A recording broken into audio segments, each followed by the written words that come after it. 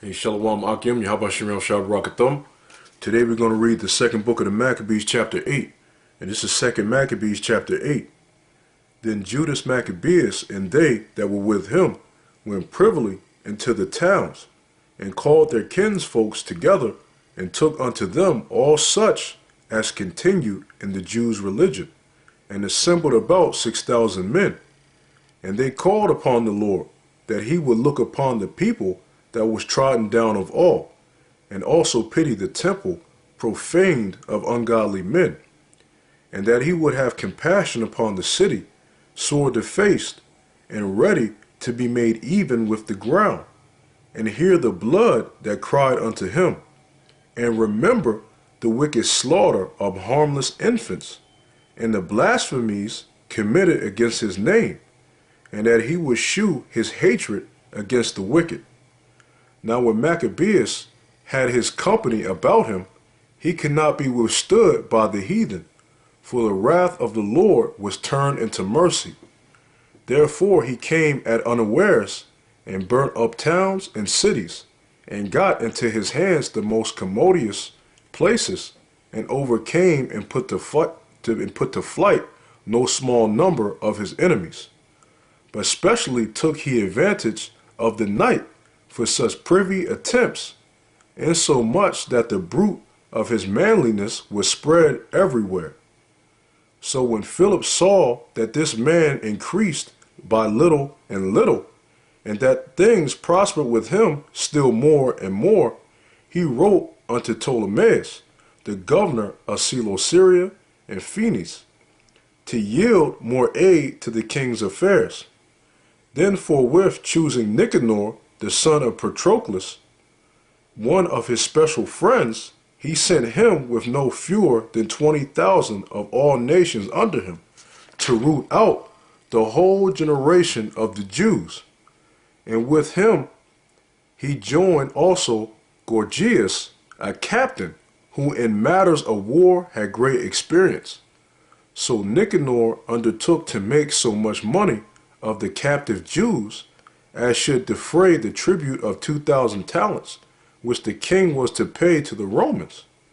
Wherefore immediately he sent to the cities upon the sea coast, proclaiming a sale of the captive Jews, and promising that they should have 80 bodies for 1 talent, not expecting the vengeance that was to follow upon him from the almighty power.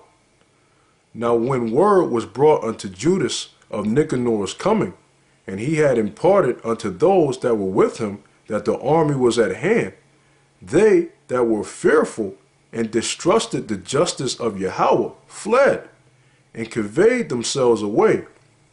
Others sold all that they had left, and withal besought the Lord to deliver them, being sold by the wicked Nicanor before they met together. And if not for their own sakes, yet for the covenants he had made with their fathers, and for his holy and glorious name's sake, by which they were called. So Maccabeus called his men together unto the number of 6,000, and exhorted them not to be stricken with terror of the enemy, nor to fear the great multitude of the heathen, who came wrongfully against them, but to fight manfully, and to set before their eyes the injury that they had unjustly done to the holy place, and the cruel handling of the city, whereof they made a mockery, and also the taking away of the government of their forefathers. For they, said he, trust in their weapons and boldness, but our confidence is in the Almighty Yahweh, who at a beck can cast down both them that come against us, and also all the world. Moreover, he recounted unto them what helps their forefathers had found, and how they were delivered when under Sennacherib 185,000 perished. And he told them of the battle that they had in Babylon with the Galatians, how they came but 8,000 in all to the business, with 4,000 Macedonians, and that the Macedonians, being perplexed, the 8,000 destroyed, and 120,000 because of the help that they had from heaven, and so received a great booty. Thus, when he had made them bold with these words and ready to die for the laws in the country, he divided his army into 4 parts, and joined with himself his own brethren, leaders of each band, to wit, Simon and Joseph and Jonathan, giving each one 1,500 men. Also he appointed Eleazar to read the holy book. And when he had given them this watchword, the help of Yahweh, himself leading the first band, he joined battle with Nicanor.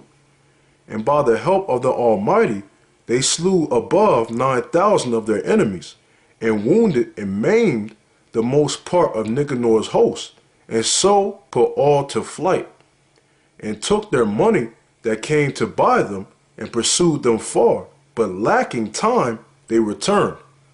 For it was the day before the Sabbath, and therefore they would no longer pursue them. So when they had gathered their armor together and spoiled their enemies, they occupied themselves about the Sabbath, yielding exceeding praise and thanks to the Lord, who had preserved them unto that day, which was the beginning of mercy, distilling upon them. And after the Sabbath, when they had given part of the spoils to the maimed, and the widows and orphans, the residue they divided among themselves and their servants. When this was done, and they had made a common supplication, they besought the merciful Lord to be reconciled with his servants forever. Moreover, of those that were with Timotheus and Maccabees, who fought against them, they slew above 20,000, and very easily got high and strong holds, and divided among themselves many spoils, more, and made the maimed, orphans, widows, yea, and the aged also, equal in spoils with themselves. And when they had gathered their armor together, they laid them up all carefully in convenient places, and the remnant of the spoils they brought to Jerusalem.